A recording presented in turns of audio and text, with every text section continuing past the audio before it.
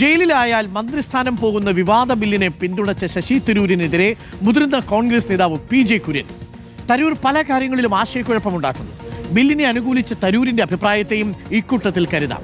ഭരണം തുടരാനുള്ള BJPയുടെ അജണ്ടയാണ് ബില്ലെന്നും സർക്കാർ മാത്രം പറഞ്ഞാൽ ഒരാൾ കുറ്റക്കാരനാകില്ലെന്നും PJ കുര്യൻ റിപ്പോർട്ടറിനോട് പറഞ്ഞു. പ്രതികരണം നമുക്കൊന്ന് കേൾക്കാം.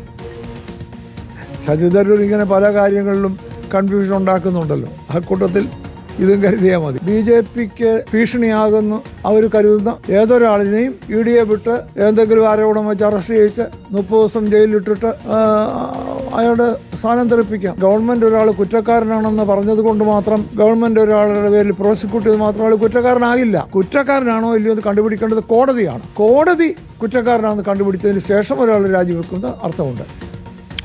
പ്രവീൺ പുരുഷോത്തമനുണ്ട്. Praveen, good morning. പ്രവീൺ പുരുഷോത്തമൻ, പല കാര്യങ്ങളിലും തരൂര് കോൺഗ്രസിന് തലവേദനയും ആശയക്കുഴപ്പവും ഒക്കെ ഉണ്ടാക്കുന്നു എന്നാണ് PJ കുര്യൻ പറയുന്നത്. ഈ വിഷയത്തിലും തരൂര് അനാവശ്യമായൊരു പ്രതികരണമാണ് നടത്തിയതെന്നാണോ PJ കുര്യന്റെ അഭിപ്രായം? Good morning Arun.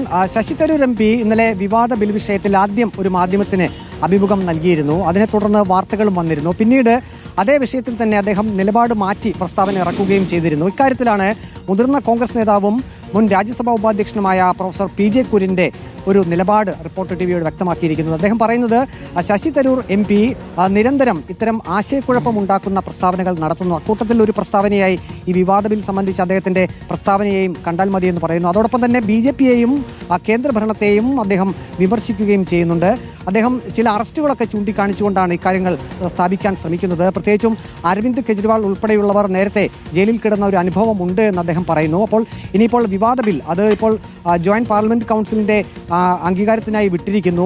അവരത് ചർച്ച ചെയ്യട്ടെ. പക്ഷേ അക്കാര്യത്തിൽ പ്രതിപക്ഷവും ഭരണപക്ഷവും എന്തായാലും ഇക്കാര്യത്തിൽ എതിർത്ത് തന്നെ, അതായത് പരസ്പരം വിഭിന്ന അഭിപ്രായങ്ങളിൽ തന്നെ നിൽക്കുമെന്നാണ് പറയുന്നത്. അതുകൊണ്ട് തന്നെ അത് ഒരുപക്ഷെ നടപ്പാക്കാനുള്ള ഒരു സാധ്യത മുന്നിൽ കാണുന്നു എന്നും പ്രൊഫസർ PJ കുര്യൻ പറയുന്നുണ്ട്.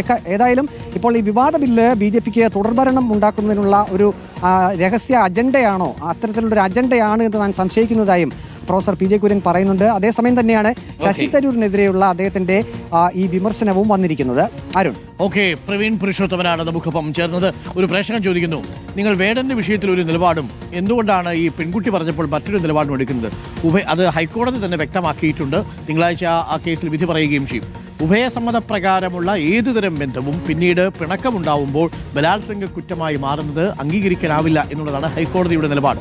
ആ നിലപാടാണ് ശരിയെന്നാണ് നമുക്കും തോന്നുന്നത്. എന്നാൽ മറുഭാഗത്ത് അങ്ങനെയല്ല. താല്പര്യമില്ലാത്ത പെൺകുട്ടികളെ 5 സ്റ്റാർ ഹോട്ടലിലേക്ക് ക്ഷണിച്ചുകൊണ്ടുള്ള അശ്ലീല മെസ്സേജുകൾ അയക്കുന്നതും ഉഭയസമ്മതപ്രകാരമുള്ള ബന്ധവും രണ്ടും രണ്ട് തന്നെയാണ്.